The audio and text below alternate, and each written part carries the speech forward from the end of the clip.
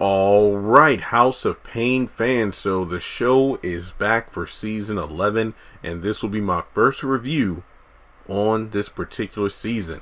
What's in a Payne name? Episode 1. Let me just say up front, this was a very well done episode. Let me just double check the people behind it. Miss Kim Fields, aka Regine from Living Single, directed the episode, and Brian Easton was the writer. And I want to give this episode a 9 out of 10. You know, the more I thought about it, the more I'm like maybe an 8, 8.5, but no. A 9 out of 10 seems like a fair score because it really was a solid episode. And spoiler alert, Janine is actually alive. But I have an unpopular opinion.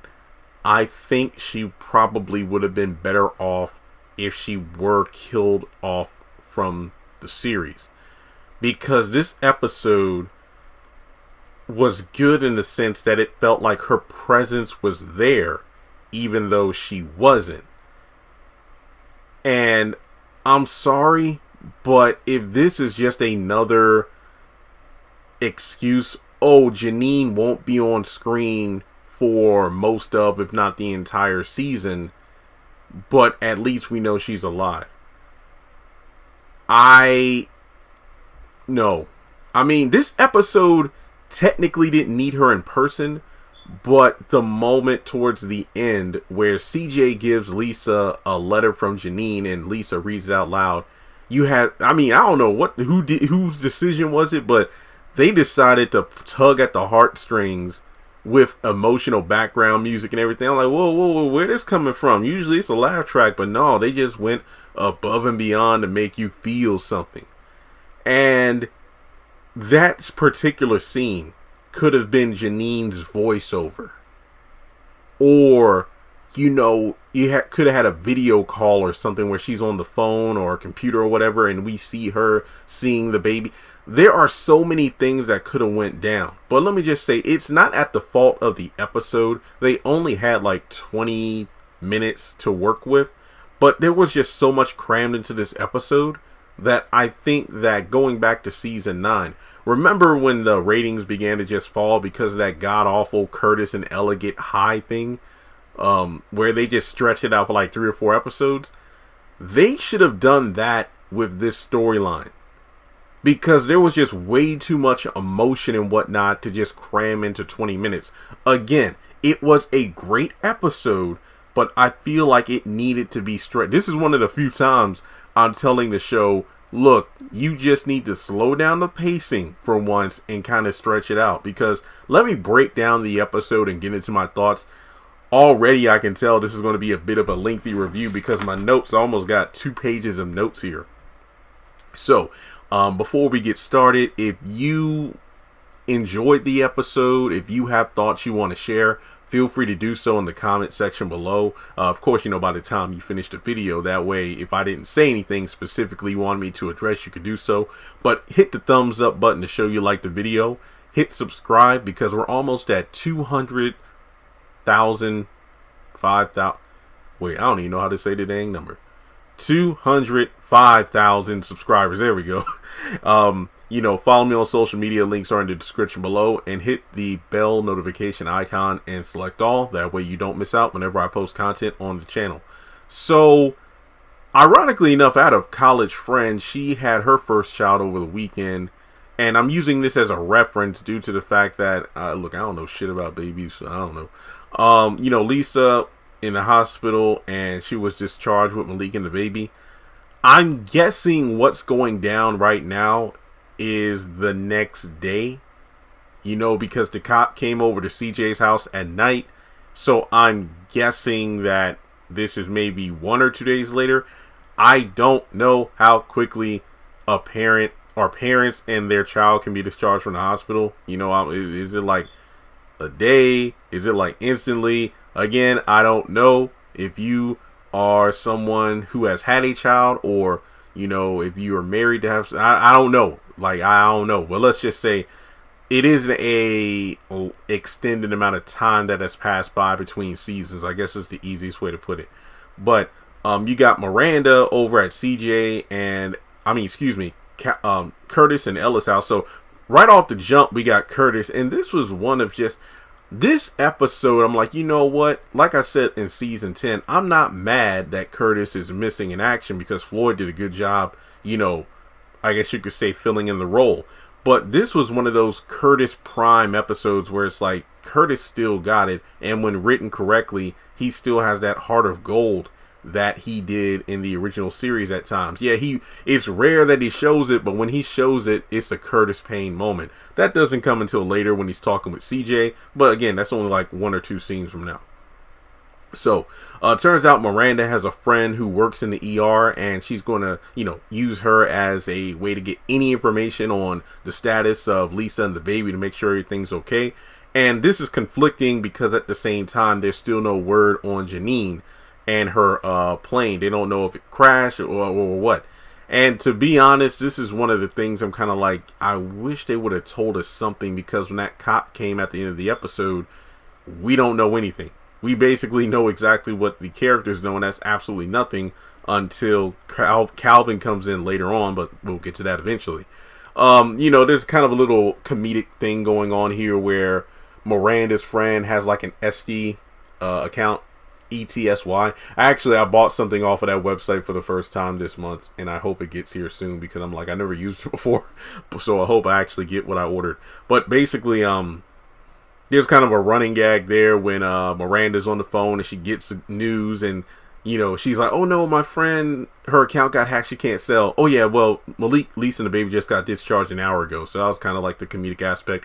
Curtis is trying to be lighthearted because he makes a solid point, like, baby, this family has been through way too much, and we should know by now that worrying to death doesn't do anything. So he's joking about, I hope it's a great grand nephew. And I'm thinking, wait, do they not know the sex of the baby? Because it's been mentioned 3 times in season 10, if I'm not mistaken, where I think at one point it was a boy, then they changed it to a girl, and I'm pretty sure Lisa said it in front of Miranda and Ella, if I remember correctly. So for Curtis, but then again, he was just trying to be funny, so I'm not gonna, be a stickler for continuity there. It was a funny scene. But then Miranda, she's like, yeah, you guys have been through a lot. No, you've been through it too. You'll always be part of this family. I'm going to try not to harp on this, because hell, Curtis did it for me. Well, technically you're not. Again, it's a lot going on, and Miranda being there is a help, but at the same time, I feel like this scene was just I feel like this episode was just to reinforce Miranda ain't going nowhere. That's honestly what it feels like to me. It's kind of like, but okay. So in any case, Malik comes in with Lisa with the little baby carriage and whatnot, and the baby, because they have not named this little girl yet. And I think they did a good job with pretty much dealing or writing around the whole, yeah, we're really not going to have a young infant on set all the time, or a newborn child on all the time. So what we're going to do is we're not going to show the baby in the stroller, or when somebody's holding the baby, they're holding it just like it was a real baby, just for the sake of, hey, we don't want to have a infant during the pandemic and whatnot. And hey, I'm okay with this. And this is obviously a way to not have the baby in every episode. This is just like Alex's newborn in If Loving You Is Wrong. So it's it's pretty good. But in any case, Malik is in full daddy mode. The fact he doesn't want anybody to make a lot of loud noises or touch the baby without clean hands. I'm not a father, but I feel like just watching this scene, I'm like, I'm pretty sure I would probably react the same way. What did Lisa say? He was driving 35 on the interstate and whatnot, and he was asking for a hazmat, suit and what not from the hospital to make sure the baby wasn't susceptible to germs if he carried any. And he's like, hey, Miranda, I forgot what she said, like Edward Scissorhands or whatever. Like, make sure your hands are clean. Hey, well, I birthed an entire person from my vagina. And I'm like, well, Miranda, okay, cookie for you, because, well, yes, you did that and Malik couldn't, but again, in a pandemic world, you go wash your hands, and then while I think about you playing with the baby. But until then, I don't know where your hands been. You're on the kitchen phone and whatnot. I don't know. And hell, I ain't even mad at Malik. So yeah, but again, it was supposed to be funny. But at the same time, if I were Malik, like, hey, you go in there, wash your Auntie Ella, I love you, but you go wash your hands too. And then hey, I'm just saying. So anyway, we go over to CJ's. Oh, actually, I'm sorry, I skipped over some stuff. So yeah, Malik we're obviously worried about his mom, and you got to think, Malik, this boy been through a lot, from his baby mama going through labor, and then the whole time he's conflicted because he's there mentally for Lisa and the baby, but at the same time he's worrying about his mom, and he's thinking about Janine Jr. and, Lisa's kind of looking like Janine Jr. Janine is nice, but not to Jr. at the end. And you could just tell that he's worried because he's wondering if his mom is going to meet her grandchild. And, Ella takes like a auntie mama bear position in terms of Malik saying, hey, this family's been through a lot. Haven't we been through enough? And then Ella's like, hey, don't worry. God wouldn't put more on us than we can bear. And to be fair, Malik, yeah, he got a point. This family has been through a heck of a lot. The Paynes have dealt with a lot of pain. But we go over to CJ and Curtis. And again, this episode had a lot of great moments, especially like, later on with Calvin and Malik. But dang it, Curtis just stole the show. Because CJ and him are sharing a beer in the kitchen, and CJ's asking, have you ever thought about the unthinkable questions and whatnot? Yeah, what it's like to have a quiet house. And CJ was like, what if you or Auntie Ella lost each other? Like, what would you do in that situation? And this is some profound Curtis Payne right here. He goes on to say that, yeah, we've talked about it, and, we would hope that she goes first. Like, what do you mean? Why would you say that? And this man just broke it down. He's like, the person who is here has to deal with the grief, the depression, all the funeral arrangement, the finances.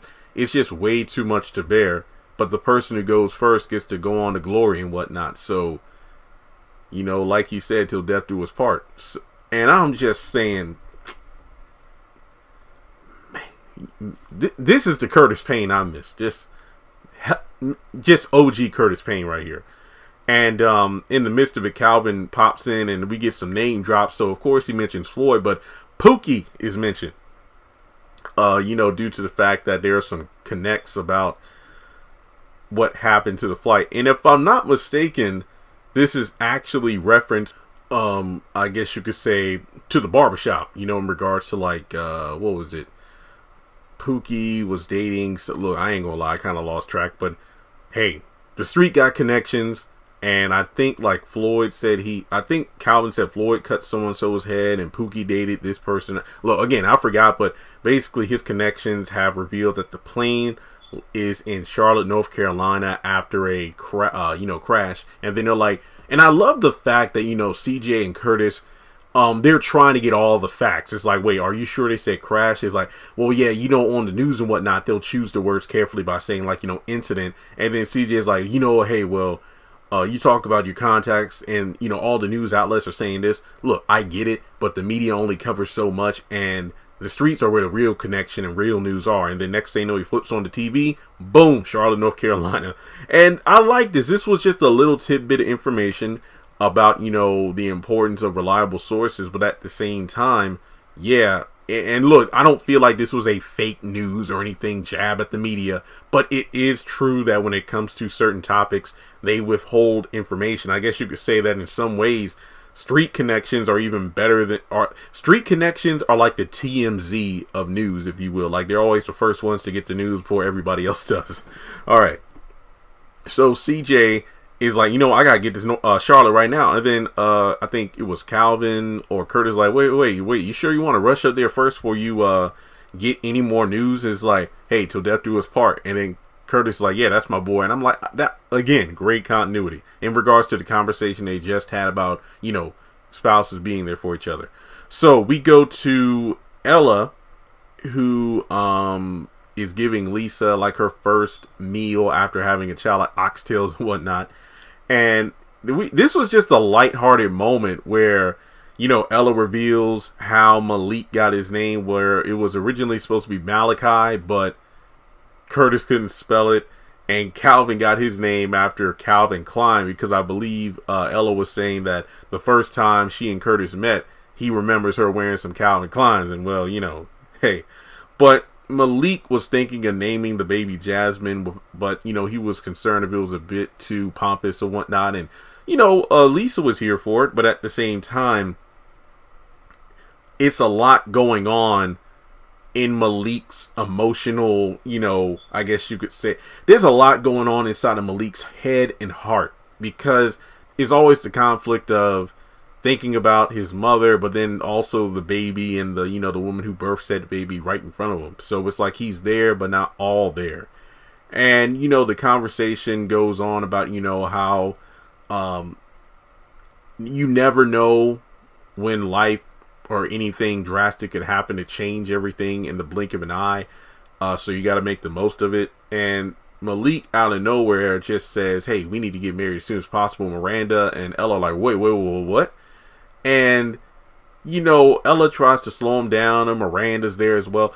I don't feel that she was intrusive. It was just one of those moments where, you know, again, it was trying to add comedy to the situation. But at the same time, it's like, she is thinking, do you want some cornbread or something? And the thing about it is, she just said, Malik, I just had a whole baby inside of me for 9 months that you just put there. I'm not in my right mind to think about, you know, getting married. And then Malik gets in his feelings and says that he wants to take a break, and he just bounces. Look, I'm not mad at Malik. Trust and believe it. It's like I said at the beginning of the episode, and I'll reiterate, you know, towards the end. I mean, the video, and I'll reiterate towards the end. This episode should have been stretched out to at least 3, because it reminds me of the when CJ was trapped in a burning building in one of the original episodes of House of Payne. And what was that, like a 3-episode clip show? But it worked. It worked because you had CJ on like a walkie-talkie buried underneath some rubble. But at the same time, you had the reactions of all the other characters, and you had a lot of flashback moments. This should have been that, because there was just way too much crammed in to be resolved by the end of 20 minutes. So I'm just like, part of me is like, Malik, you literally just became a father, and now you're in your feelings because your baby mama doesn't want to get married on the spot. Look, you're putting a lot on her. But again, I'm not mad at Malik. It's just the fact that they cram way too much in this one episode. So we go over to this great scene over at Calvin's loft, and I'm thinking to myself, well, how long does he still have the loft? I love how what's her name, Laura, wasn't even mentioned or seen in the episode. And I'm not saying that because I dislike her, but it was one of those episodes where there was so much going on. Characters who were quote unquote MIA, their presence wasn't even missed because you were so wrapped up in terms of, okay, well, what's going to happen next with this character or that character. But, you know, Calvin's on the phone with Pookie about Bitcoin, which is funny because when he told CJ and Curtis about the whole plane thing, it's like, yeah, Pookie also gave me information on Bitcoin. So basically from there, Malik comes over and he's like, oh my God, did Jasmine snitch about me getting my kids tattooed on my back because my mom would die? No, actually she didn't, but that's good information to blackmail you with later. So Jasmine and Pookie both got name drops in the episode. But essentially, he came over there to get advice about, you know, his situation in regards to when to quit and when to stay.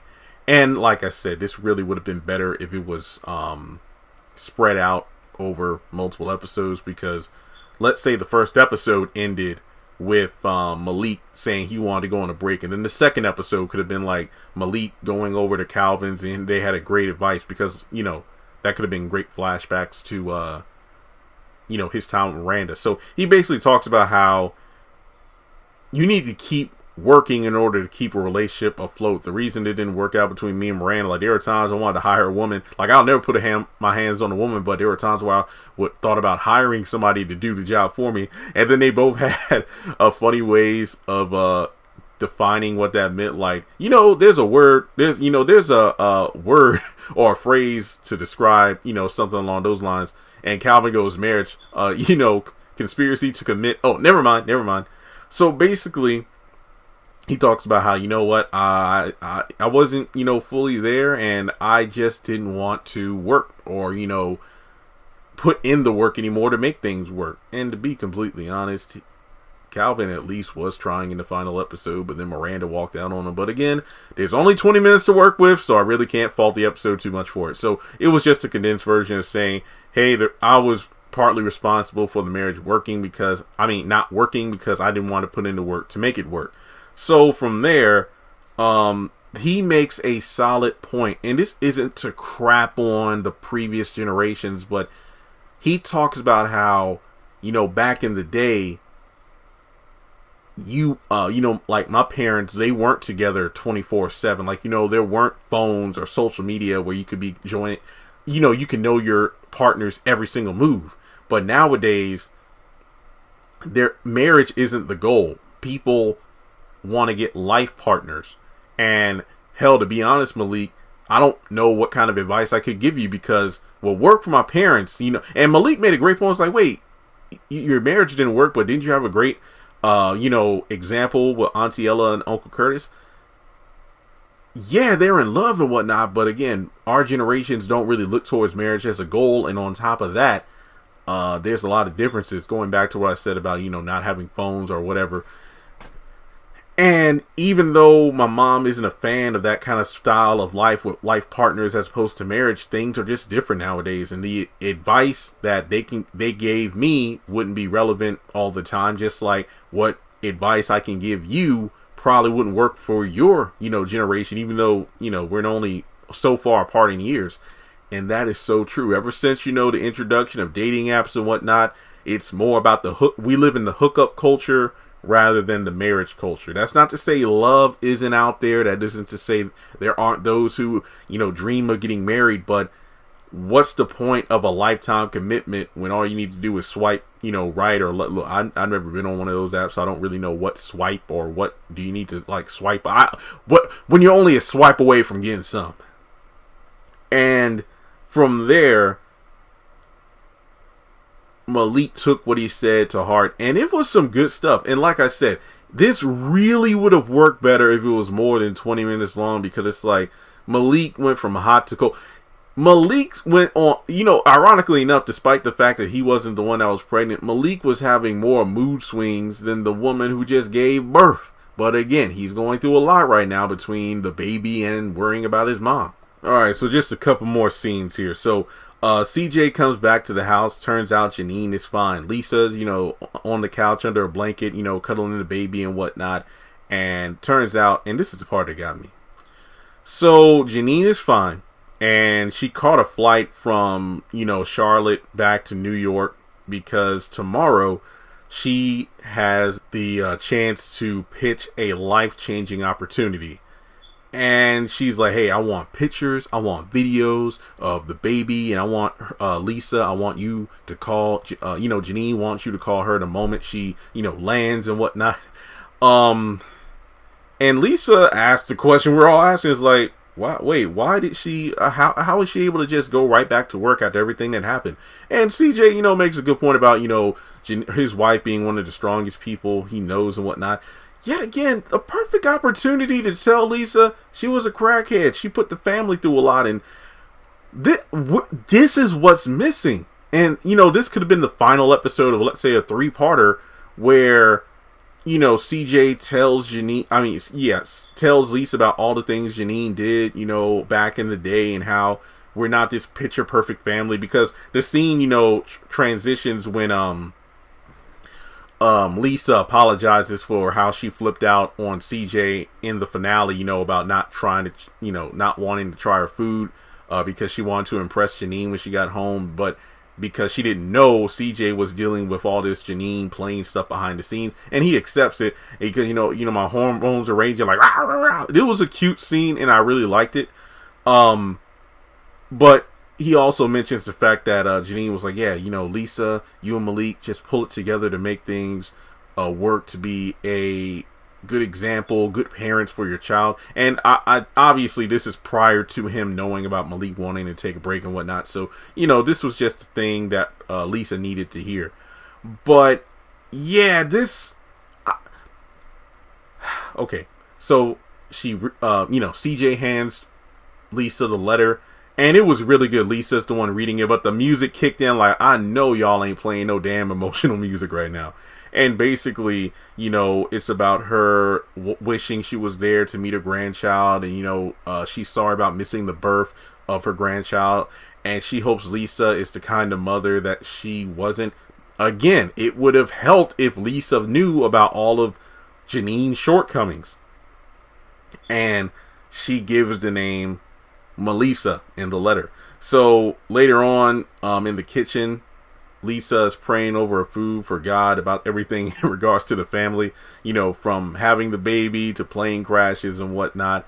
And, she just wants Malik back. And right in the middle of the prayer, Malik comes through the door. And I'm like, man, God, can I pray for a wife? Well, maybe I don't think a wife this far. Maybe a girlfriend. And then she just popped. Well, then again, if she just popped into the house, I'd be a little freaked out. But yeah, anyway, sometimes you wish God would move like Amazon Prime. Just saying. But they both apologized to each other, even though really Malik was the one who's like, no, you had every right to I just sprung the question on you. And this, again, the woman who just had a baby has a more rational head than Malik. But again, Malik going through a lot. She says, I think we need to hold off on making any major life-changing decisions like we did the first time. First it was the baby. Now it's like, look, I'm not trying to rush into marriage. Let's just, slow things down. And it's ironic because in the premiere of season 10, the whole joke was like, Lisa wanting to get married someday. And even Malik brought it up early in the episode. Didn't you say you wanted, to get engaged and whatnot? But yeah, but we need to take our time. And she hands him the letter. And Malik and Lisa, he loves the name. And that's what they're going to name the baby. So the episode ends with Ella and Curtis in the backyard, holding the baby, kind of singing he got the whole world in his hands. And yeah, it was great. It was just a good scene, a wholesome episode. But like I said before, this episode would have definitely benefited from Janine. Janine's presence was felt, but it could have happened in three ways. One, she could have just shown up at the very end. She could have just shown up at the very end, and then the closing scene could have been like her, playing with the baby and talking with Lisa or Malik.